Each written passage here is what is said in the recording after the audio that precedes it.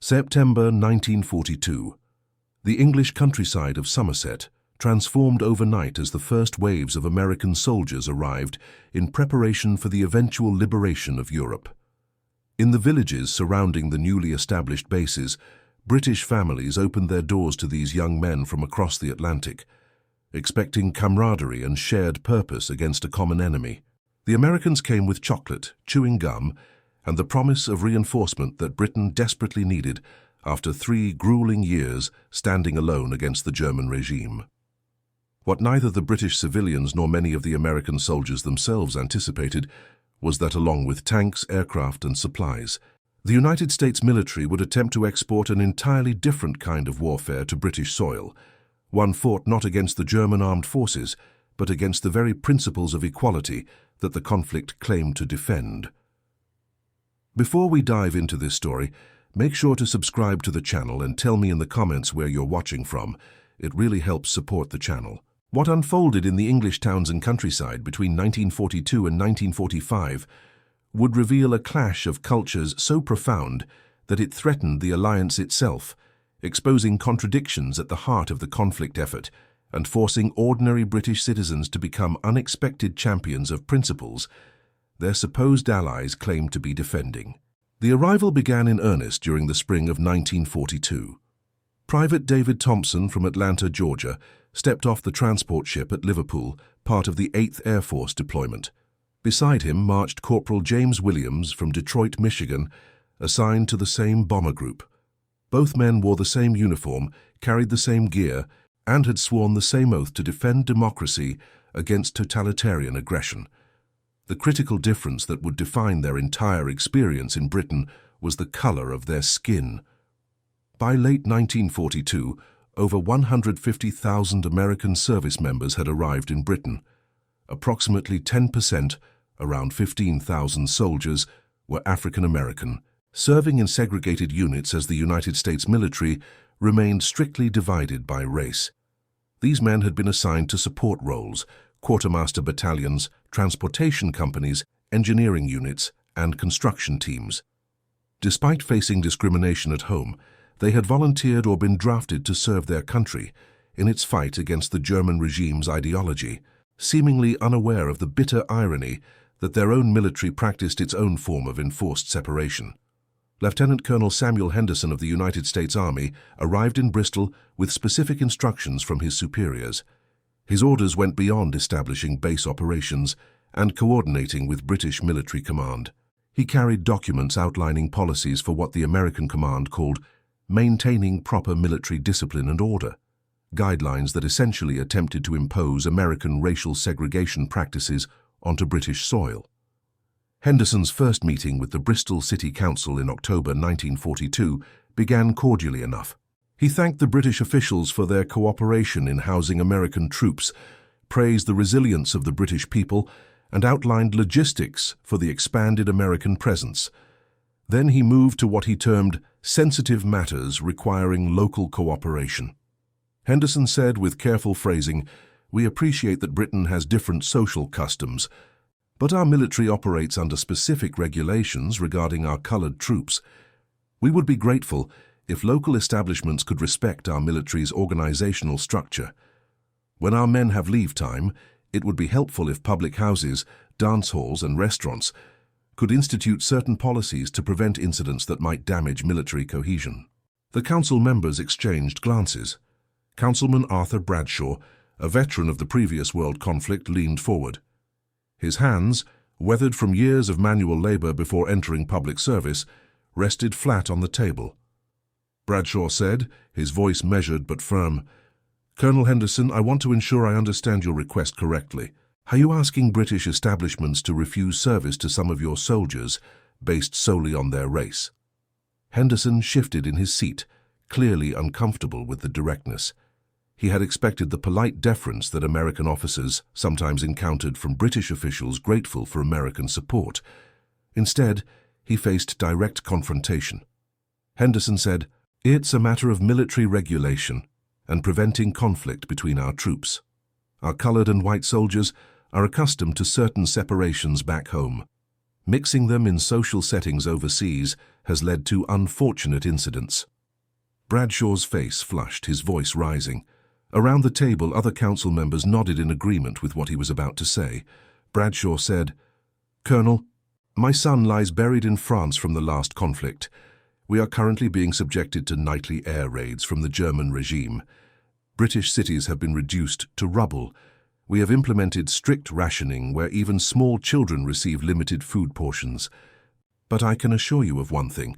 We did not endure all of this to adopt the very discrimination we are supposedly unified in opposing."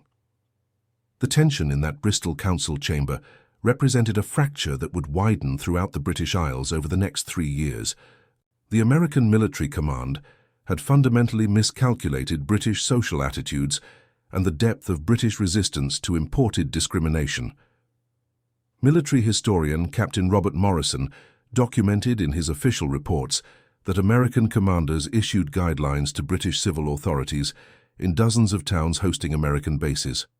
These guidelines suggested that British pubs should serve white and African American soldiers on alternate nights, that dance halls should schedule segregated events, and that British families should understand the complications of fraternizing with African American troops.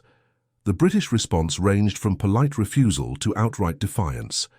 In the village of Bamber Bridge in Lancashire, home to the 1533rd Quartermaster Truck Regiment, a unit composed entirely of African American soldiers, the local population simply ignored American military suggestions. The soldiers of the 1533rd were welcomed into every pub, invited to dances and accepted into British homes with the same hospitality extended to any Allied service members. Mary Talbot, who ran the Old Hob Inn in Bamber Bridge, received a visit from American military police in March 1943. A white American sergeant arrived with a request, his uniform crisp and his demeanor suggesting he expected compliance. The sergeant said, attempting diplomacy, "Ma'am, we appreciate you supporting our troops, but headquarters has asked that you consider serving our colored boys on different nights from the white soldiers. It would help prevent trouble." Mary Talbot, a woman in her 50s who had lost her husband in the previous conflict, looked at the sergeant with the kind of withering expression that only a British publican could deliver. She had managed rowdy crowds, handled disputes, and maintained order in her establishment for decades. An American sergeant suggesting she discriminate in her own pub struck her as both insulting and absurd. Talbot said, her voice carrying the authority of someone accustomed to maintaining order in her establishment, "Sergeant, I have a sign I can put up if you'd like. It will say, 'This establishment welcomes black American soldiers only. Your white soldiers can find other accommodations if they object to drinking alongside men who wear the same uniform.'" The sergeant retreated without further argument, his face reddening as several British patrons chuckled at Mary Talbot's response. Her defiance became local legend, repeated in other pubs and homes throughout Lancashire. Mary Talbot's response was not unique. Across Britain, pub owners, dance hall operators and ordinary citizens made similar stands, often more welcoming to African American soldiers precisely because of the discrimination they faced from their own military. The cultural collision intensified as more American troops arrived throughout 1943. Britain, while certainly not free from its own class prejudices and imperial attitudes, simply did not practice the kind of codified legal racial segregation that characterized much of American society. British people encountered African American soldiers as individuals first, soldiers far from home, facing the same dangers, subject to the same rationing, and contributing to the same cause. What the American command viewed as necessary military discipline, the British increasingly viewed as a moral failing that contradicted the very principles the Allies claimed to represent. Private James Williams, the Detroit native who had arrived in 1942, wrote to his sister in a letter dated April 1943. His words reflected an experience being repeated across Britain among African American troops. Williams wrote, "You won't believe it, Dorothy. I walked into a restaurant in uniform and they served me just like everyone else. No separate entrance, no colored-only section. I sat down next to British soldiers and civilians, and no one batted an eye. A little girl even came up and asked about my uniform badges. Her mother didn't pull her away or scold her. She smiled and thanked me for being here. I almost cried right there. I'm being treated better by strangers in a foreign country than I ever was back home in America. These experiences were repeated thousands of times across Britain. African American soldiers discovered a society that, while imperfect, did not enforce the rigid racial hierarchies they had known their entire lives. British civilians, in turn, were often shocked and appalled when they witnessed how white American soldiers and military police treated their African American comrades. The situation reached a crisis point in the spring and summer of 1943. The influx of American troops continued.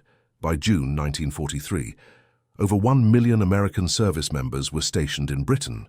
The contrast between British social practices and American military policies created constant friction. In May 1943, the American command issued what became known among the troops as the Fraternization Guidelines.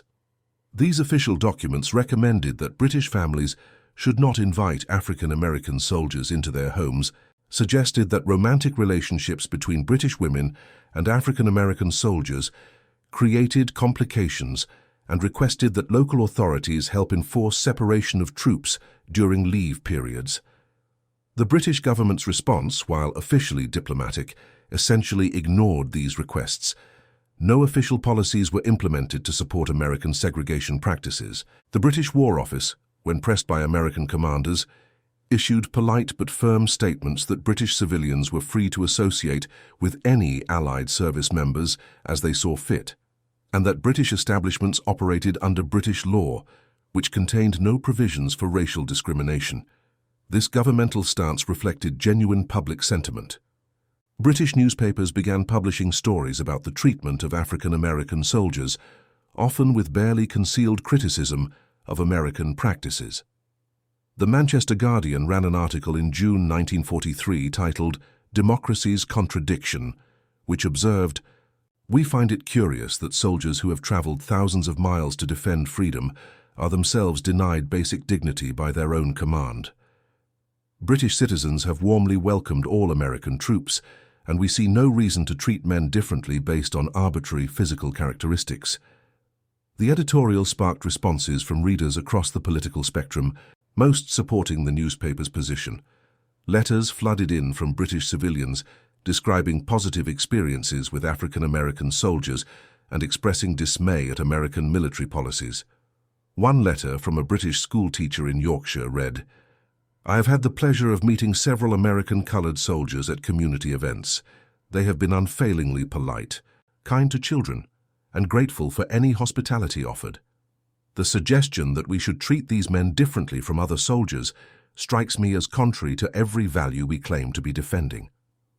The tensions exploded into direct confrontation in Bamber Bridge on the night of June 24, 1943, in an incident that would be documented in military records but largely suppressed from public knowledge at the time. The evening began at the Ye Old Hob Inn, where soldiers from the 1533rd Quartermaster Regiment gathered as they had countless times before. The pub was crowded with both African American soldiers and British civilians, sharing drinks and conversation. The atmosphere was relaxed and friendly, soldiers talking about home, British civilians sharing local news, a general camaraderie that had developed over months of interaction. Private Eugene Nunn from Philadelphia sat with the Harrison family, who had invited him to Sunday dinner the previous week. He was showing their teenage son, Thomas, how to properly shine military boots, a skill the boy had requested to learn. The Harrison family had lost an older son at Dunkirk and seemed to find comfort in befriending American soldiers far from their own families. The convivial atmosphere changed abruptly around 9 in the evening, when a group of white American military police entered. Their arrival created immediate tension. The military police had developed a reputation for harassing African American soldiers, looking for any excuse to assert authority. The lead military policeman, Corporal Roy Windsor from Mississippi, surveyed the scene with obvious disapproval. His eyes swept across African American soldiers relaxing with British civilians, his expression hardening. He approached the table where Private Nunn sat with the Harrison family. Windsor said, his southern accent thick, "You boys need to clear out. This establishment is off limits to colored troops tonight." Private Nunn looked up from his conversation, careful to keep his expression neutral despite his anger. He had learned long ago that showing emotion to white authority figures only made situations worse. Nunn said, his voice calm but firm. "Corporal, there's no such restriction. We've been coming here for months with no issues. I'd be happy to check with our commanding officer if there's any confusion." Windsor's hand moved to his club, a threatening gesture that did not go unnoticed by the British civilians in the pub. Windsor said, "Don't make this difficult. You're coming with me for being out of uniform." A fabricated charge, as Nunn's uniform was entirely regulation. Every button was fastened, every badge properly placed. What Windsor had not anticipated was the British civilian response. Before he could grab Nunn, several British men stood up, moving to form a protective barrier around the table. A British factory worker named Thomas Riley stepped forward. Riley worked at a munitions plant and had befriended several soldiers from the 1533rd, who occasionally helped repair civilian vehicles using military tools and expertise.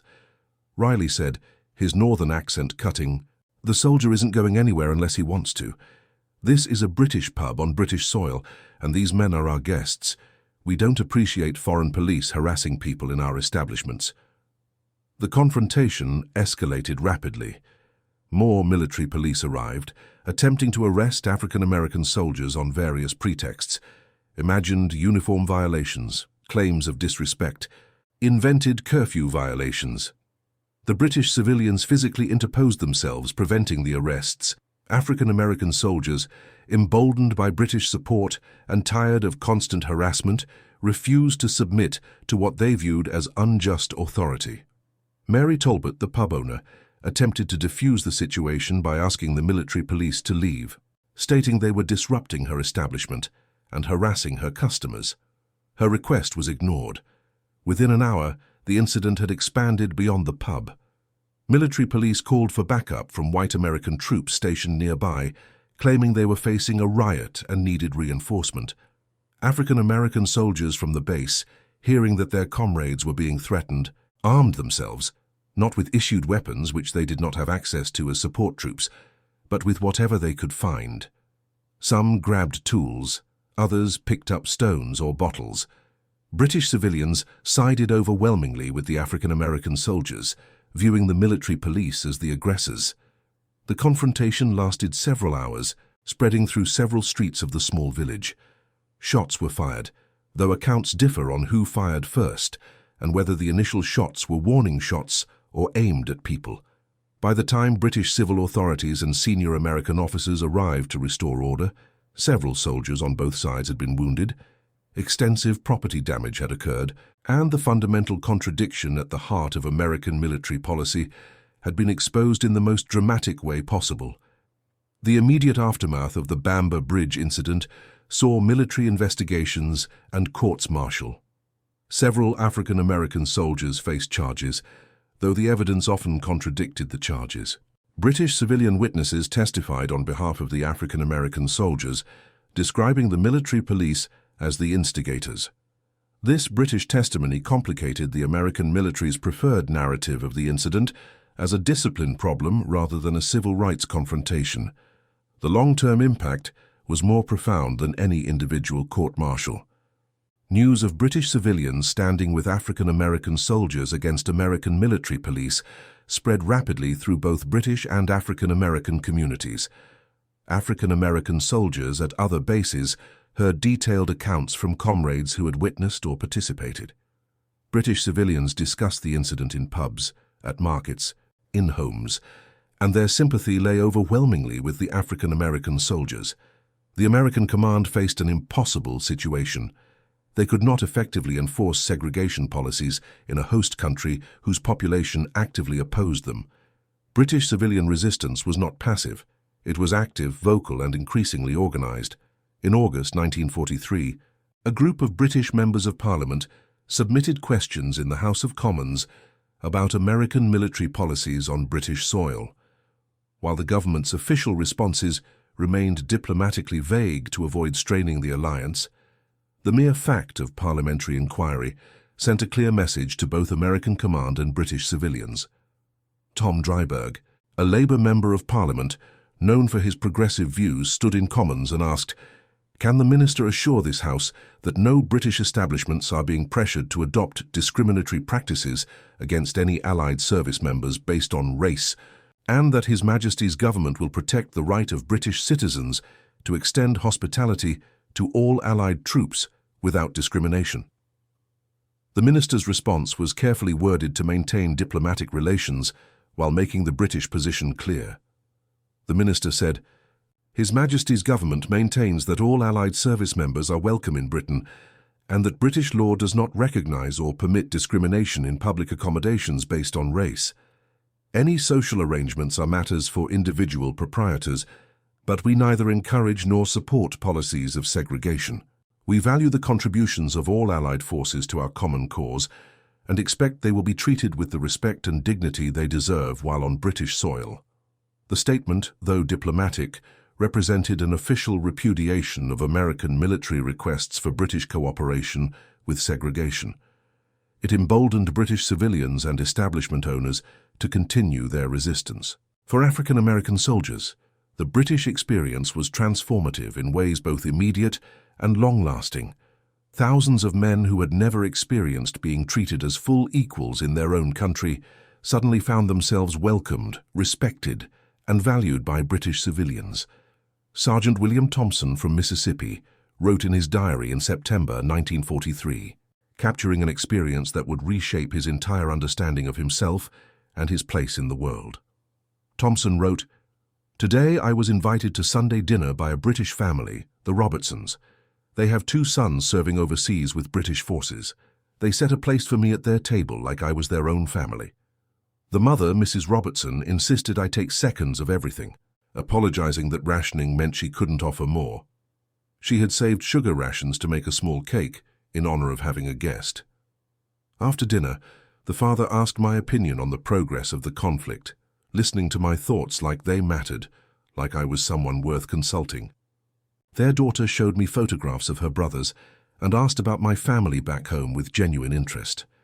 I realized I have never, in my entire life back home, been treated with such basic human respect by white people.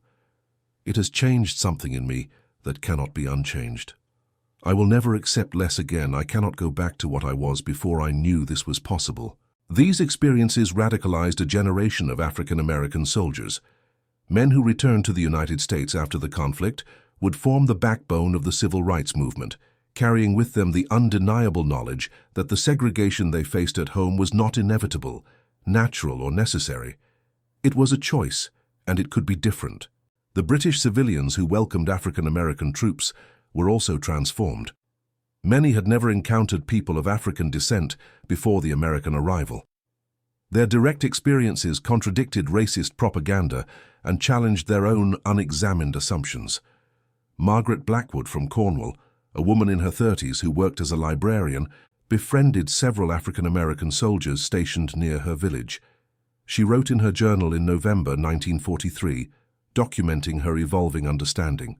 Blackwood wrote, "Before the Americans arrived, I confess I had absorbed certain notions about colored people from books and films, mostly American ones, I now realize.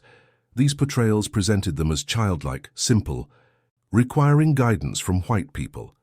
Meeting James, Robert, and William has shown me how utterly false those notions were. James is reading Dickens and discussing literature with an insight that surpasses many educated English people I know. Robert speaks 3 languages and worked as a teacher before being drafted. William plays piano beautifully and has taught several local children basic music. They are simply men, kind, funny, homesick, brave, and decent. The way some of their own countrymen treat them is shameful beyond words. It has made me question many things I once accepted without thought, including certain attitudes about empire and Britain's own conduct in the world." Throughout 1944, as preparations intensified for the eventual invasion of German-occupied Europe, the contradictions only sharpened. African American soldiers performed essential support roles, loading supplies, maintaining vehicles, building infrastructure, and managing logistics. The invasion forces could not function without their labor, yet they remained segregated within their own military and subjected to constant indignities. The contrast between their treatment by British civilians and their own command created an increasingly unstable situation. American military authorities documented hundreds of incidents where British civilians protested the treatment of African American soldiers, where pub owners refused to enforce segregated serving times, and where British women dated African American soldiers despite official American military discouragement. The relationship between British women and African American soldiers became particularly contentious from the American command's perspective. These relationships challenged multiple aspects of American segregation ideology: the supposed necessity of keeping races separate, the claims about inherent differences, and the entire structure of racial hierarchy that segregation sought to maintain. The American command viewed these relationships as especially problematic, issuing guidelines discouraging them and sometimes attempting to pressure British families to forbid their daughters from associating with African American troops. These efforts largely backfired, creating resentment among British families who resented foreign military authorities attempting to dictate their personal relationships.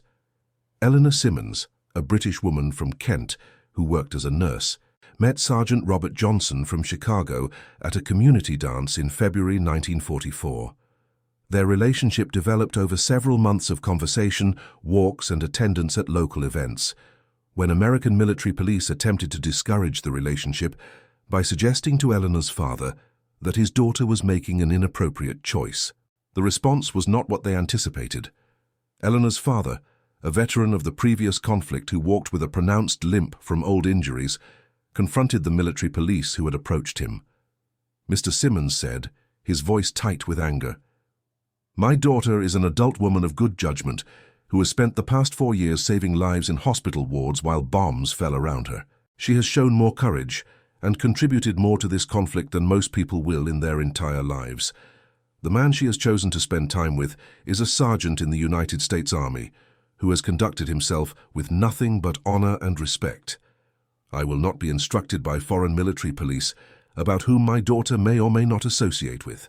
Please do not approach my family again with such suggestions." Many British families, having lost boyfriends and husbands in the conflict, appreciated the kindness and respect shown by African American soldiers. Some relationships deepened into genuine romance and commitment, leading to marriages that would face enormous challenges when couples attempted to build lives together in post-war America. In January 1944, American Command circulated a memo to base commanders suggesting that African American soldiers should be discouraged from attending dances in British towns, and that British authorities should be asked to implement separate dance nights for different groups of soldiers. The memo reached British civil authorities through various channels, who responded with varying degrees of diplomatic rejection. The mayor of one Midlands town sent a response that, while officially unpublished, circulated widely among British civil servants. It read, "We find it extraordinary that the American military, engaged in a conflict against a regime that preaches racial superiority and practices horrific discrimination, would ask us to implement similar discriminatory policies on British soil. The parallel is uncomfortable and obvious. We are unified in opposing such ideologies, and we will not replicate them here. The answer is no. All Allied service members are welcome at British social functions without restriction based on race." By the spring of 1944, a pattern had fully emerged across Britain. British civilians, across class and regional boundaries, had largely rejected American attempts to export segregation. This British resistance was not based on abstract principles alone. It was rooted in direct personal relationships with African American soldiers, in moral conviction about the contradictions of fighting for freedom while denying it, and in a stubborn British resistance to being told how to behave in their own country. The June 6, 1944 invasion of German-occupied Europe brought temporary unity of purpose, but the underlying tensions remained. African American units performed essential support roles in the massive operation, driving supply trucks that carried ammunition and food to frontline units, operating ports where supplies were unloaded, building temporary bridges to replace destroyed infrastructure, and managing the complex logistics that kept invasion forces functioning. Without the labor of African American soldiers, the invasion would have been logistically impossible. Yet even as they performed these vital tasks, they remained segregated, denied recognition for their contributions, and subject to discrimination that made a mockery of the stated war aims. As the conflict in Europe moved toward its conclusion throughout late 1944 and early 1945, African American soldiers faced the bitter reality of eventual return to the United States. For many, the prospect of leaving Britain meant returning to a society where the respect and equality they had experienced would evaporate the moment they crossed back into American territory. Private Robert Jackson from Alabama wrote to a British friend, Thomas Whitmore, in December 1944. The letter captured the profound ambivalence and dread many African American soldiers felt about returning home.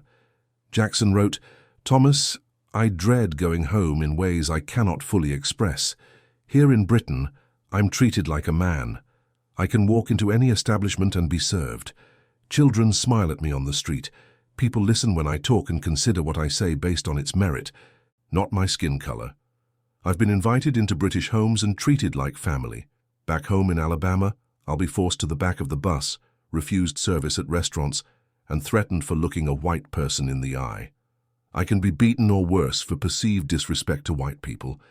How do I go back to that, after knowing it doesn't have to be that way? How do I accept being treated as less than human when I've experienced being treated as an equal? The knowledge that alternatives exist makes the injustice so much harder to bear." The end of the conflict in Europe in May 1945 brought celebrations across Britain, but also profound farewells. African American soldiers prepared to return to an America that would expect them to resume their subordinate status, while British civilians who had befriended them recognized the injustice of what awaited. Some relationships had deepened to the point where British women chose to marry African American soldiers and emigrate to America, often with little understanding of what awaited them in a segregated society.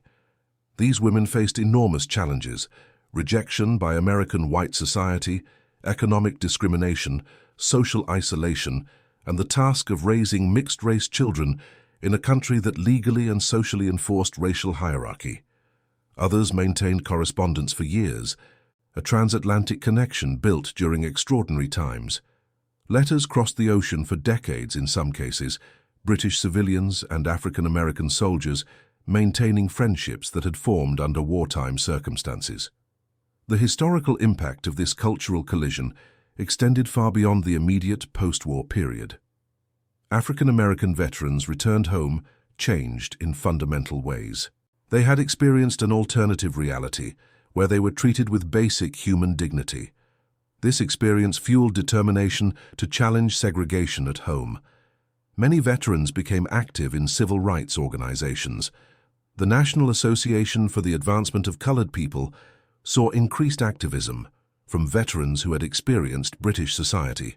They shared their stories with families and communities, providing living proof that racial segregation was not inevitable or natural. The contrast between their treatment in Britain and their treatment in America became a powerful argument against the claim that separation was somehow necessary or beneficial. Veteran organizations formed specifically around the experiences of African American soldiers who had served overseas. These groups documented their experiences, supported each other in readjustment to American segregation, and organized resistance to discriminatory practices. The British experience also affected white American soldiers, though in different ways and with more varied outcomes. Some who had never questioned segregation witnessed British resistance and African American humanity in ways that challenged their assumptions. They saw African American soldiers performing complex tasks with skill, engaging in sophisticated conversation, displaying courage and integrity. They witnessed British civilians, including British women, treating African American soldiers with respect and affection, contradicting claims about natural racial boundaries. A small number of white American soldiers returned home with changed perspectives, though expressing these views in segregated American society often came with social costs. Others became more entrenched in their prejudices, resentful of British interference and civilian support for African American troops, interpreting British acceptance as a kind of naivete about race relations. British society, too, carried forward the impact of these encounters. The presence of African American troops introduced many British people to individuals of African descent for the first time, challenging stereotypes and laying groundwork for more complex understandings of race and discrimination. While Britain was far from perfect in its own treatment of colonial subjects and would face its own racial reckonings in subsequent decades, the wartime experience with American segregation provided a mirror that reflected uncomfortable truths. The children born from relationships between British women and African-American soldiers grew up in post-war Britain, often facing their own challenges of identity and belonging. In a Britain that was overwhelmingly white, these mixed-race children navigated complex terrain, carrying within them the physical evidence of the cultural collision that had occurred during the conflict years. The official records of this period tell part of the story: military reports documenting racial incidents, disciplinary actions, and attempts at policy enforcement. But the deeper story lives in personal letters, diaries, and oral histories of those who lived through it. These documents reveal a consistent pattern. British civilians, from pub owners to members of parliament, from working-class families to educated professionals, repeatedly chose to stand with African-American soldiers against discriminatory policies. This was not universal. Britain had its own prejudices and its own history of discrimination in colonial contexts. But it was widespread enough to fundamentally undermine American military attempts to enforce segregation on British soil. The American military command eventually adapted to reality, if not in policy, then in practice. Strict enforcement of segregation proved impossible in the face of British civilian resistance. By late 1944, while official policies remained unchanged on paper, practical enforcement had become inconsistent and half-hearted. Commanders recognized that attempting to enforce strict segregation in Britain created more problems than it solved, damaged relations with British authorities, and harmed morale among African-American troops whose labor remained essential to military operations. The transformation experienced by African-American soldiers in Britain contributed directly to the post-war civil rights movement in ways both immediate and lasting. Veterans returned home with expanded horizons, unshakable knowledge that alternatives existed, and determination to challenge the status quo that would not be denied or suppressed. Organizations like the National Association for the Advancement of Colored People saw increased activism from veterans who had experienced British society. In chapters across the American South and North, veterans stood up in meetings and shared their experiences, providing testimony that segregation was not natural law, but social construction that could be challenged and changed. Medgar Evers, who would become a prominent civil rights leader before his assassination in 1963, served in a segregated unit in Europe during the conflict.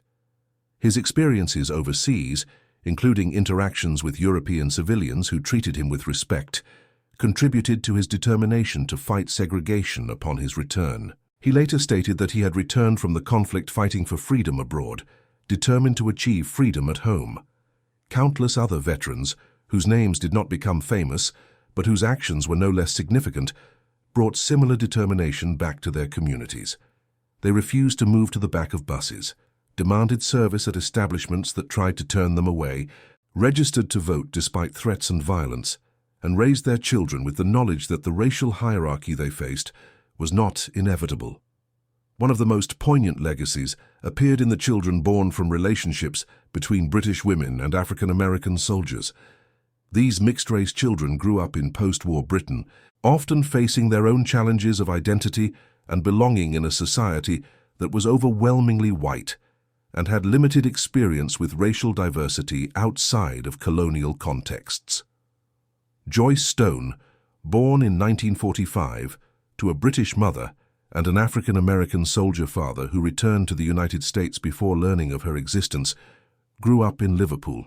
In interviews conducted decades later, she described the complexity of her childhood, welcomed by some, othered by others, navigating questions about her absent father and her mixed heritage. Stone said in a 1998 interview, "My mother never spoke negatively about my father.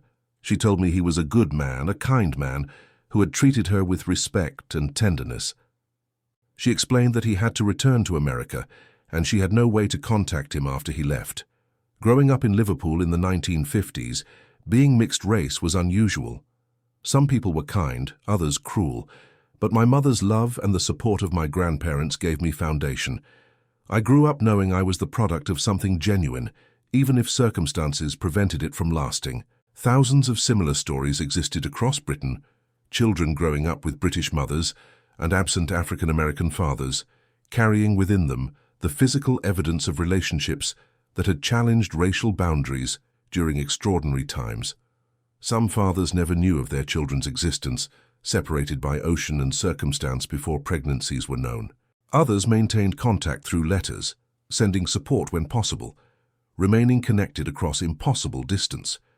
By the 1950s and 60s, as the American civil rights movement gained momentum, veterans of the British experience often cited their time there as formative to their activism and resistance. The simple act of being served in a restaurant without segregation, of being invited into a British home as an equal, of being treated with basic respect and dignity. These experiences, so ordinary and yet so profound for men who had never known them before, became touchstones of what was possible and what should be demanded. The Montgomery bus boycott of 1955 and 1956, sparked by Rosa Parks' refusal to give up her seat, drew support and participation from veterans who had experienced integrated public transportation in Britain. They knew from lived experience that integrated buses did not lead to social collapse or conflict. They were simply normal. The sit-ins at lunch counters across the South in the early 1960s drew moral authority from the contrast between American segregation and the experiences of veterans who had been served alongside white people in British establishments without incident. How could America claim to be the leader of the free world while denying basic public accommodation to its own citizens based on race? The British resistance to imported American segregation also represented something significant about British identity and values during that period. Despite the British Empire's own extensive history of colonialism and racial hierarchy in colonial contexts, the attempt to impose American-style segregation on British soil offended British sensibilities in multiple ways. It challenged British sovereignty, foreigners telling British people how to behave in their own country, in their own establishments, in their own homes. For a nation that had stood alone against the German forces for years before American entry into the conflict, the idea of accepting American dictation about social practices was deeply offensive. It contradicted British self-perception as defending freedom and democracy against totalitarian aggression. How could Britain claim to oppose a regime that practiced discrimination while implementing similar discrimination against Allied troops on British soil? The contradiction was too stark to be ignored or rationalized, and it violated a British sense of fair play and decency in direct personal interactions. British people encountered African American soldiers as individuals, men who were polite, grateful for hospitality, far from home, and contributing to the common cause. The suggestion that these men should be treated as inferior based solely on skin color struck many British civilians as fundamentally wrong and contrary to basic decency. The records from city councils, parliament debates, newspaper editorials, and personal correspondence consistently show British people genuinely shocked and appalled by American segregation practices. They saw, with fresh eyes unclouded by American cultural conditioning, something many white Americans had been socialized not to see: the fundamental injustice and absurdity of denying human dignity based on skin color. This British mirror held up to American practices had long-term consequences for both societies. For America, it provided external validation for African American claims that segregation was not inevitable or necessary, but a choice that other democratic societies rejected. If Britain could function without segregation, what justified its continuation in America? For Britain, it forced examination of its own practices and prejudices, contributing to difficult conversations about empire, race, and identity that would intensify in subsequent decades as the British Empire dissolved and former colonial subjects began immigrating to Britain in significant numbers. The thousands of individual relationships formed between British civilians and African American soldiers, friendships, romances, mentorships, simple moments of shared humanity, accumulated into something historically significant. They demonstrated that racial barriers were socially constructed and could be crossed, that prejudice could be overcome through direct human contact, and that solidarity could transcend national and racial boundaries. The letters exchanged between British civilians and African-American soldiers for years after the conflict ended testify to genuine connections formed during those years. British families who had hosted African-American soldiers maintained correspondence, sent care packages, and in some cases provided support and sanctuary for soldiers facing difficult returns to segregated America. Thomas Whitmore, the British friend to whom Private Robert Jackson had written in December 1944, maintained correspondence with Jackson for over 20 years. In letters preserved by their families, the depth of genuine friendship across racial and national boundaries is evident. Whitmore wrote to Jackson in July 1946, "Robert, I was saddened to receive your letter describing your treatment since returning home. That you should face such indignity after serving your country with honor is shameful beyond words. Please know that you have friends in England who remember you fondly and hold you in the highest respect. If circumstances ever become unbearable, know that you would be welcomed here without hesitation." Jackson responded in August 1946, "Thomas, your letter arrived at a dark time and brought more comfort than you can know. The transition back to American life has been harder than I anticipated, even knowing what to expect. Being treated with such disrespect after experiencing dignity in Britain makes the injustice burn more intensely. But I am determined to fight for change, not flee from it. Men like you who stood with us in Britain have shown me that decency exists, that change is possible.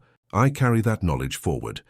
The story of American attempts to bring segregation to Britain and the British response reveals fundamental truths about power, resistance, and human dignity that resonate beyond their specific historical context. The American military command held immense institutional power.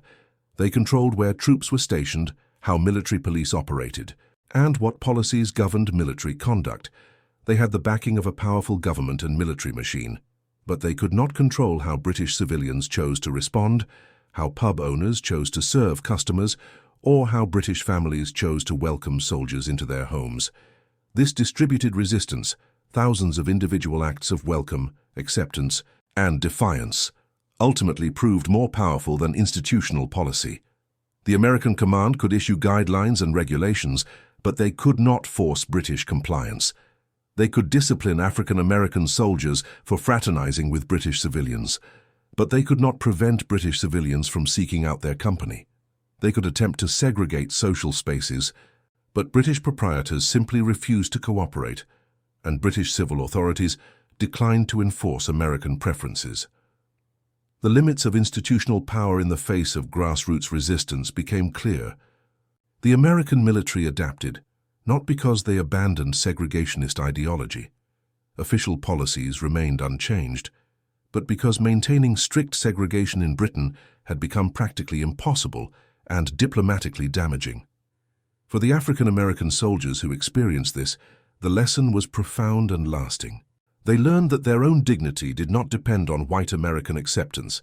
They could be valued and respected by others, including white people who chose to see their humanity. They learned that segregation was not natural or inevitable. It was a specific American choice that other societies rejected. And they learned that resistance was possible and could succeed when ordinary people chose to stand for justice, rather than accepting injustice as inevitable. These lessons carried home with them, shared in families and communities, became fuel for the civil rights movement that would transform American society in the decades following the conflict. The British experience did not single-handedly create that movement. It had deep roots in African-American resistance, going back centuries through slavery, Reconstruction, and Jim Crow. But it provided powerful validation, inspiration, and evidence that change was possible. The transformation was not limited to grand political movements. It lived in individual lives, in the soldier who refused to move to the back of the bus upon returning home, having experienced being treated as an equal in Britain, in the veteran who joined the National Association for the Advancement of Coloured People and shared his British experiences at meetings, inspiring others to demand change. In The Father Who Told His Children, they deserved the same respect he had received from British strangers and should accept nothing less. The British civilians who participated in this resistance also carried forward its lessons. Many developed deeper awareness of racial injustice and a recognition that standing against discrimination required active choice, not passive acceptance. Merely not being actively racist was insufficient. Justice required actively opposing injustice when encountered. Some maintained lifelong friendships with African American veterans, continuing correspondence and even visiting America, where they witnessed firsthand the segregation they had helped resist on British soil. These visits often shocked British civilians who had not fully understood the extent and violence of American racial segregation. Margaret Blackwood, the Cornwall librarian who had befriended African American soldiers during the conflict, visited Atlanta in 1953 to see James Richardson, one of the soldiers she had known in England. She wrote in her journal about the experience with horror and anger. Blackwood wrote, "Visiting Atlanta has opened my eyes to the full extent of American segregation in ways that letters and descriptions could not convey. Seeing whites-only signs, witnessing James forced to use separate entrances and facilities, watching him navigate constant threats of violence for perceived disrespect, it is worse than I imagined. This is not distant history or foreign oppression. This is happening now, in a country that claims to lead the free world, to citizens who served their country in defending freedom. The hypocrisy is staggering. I returned to England, both grateful for our own society's greater tolerance and determined to speak out against injustice wherever it exists." The historical record shows that official policies often matter less than how individuals choose to respond to them.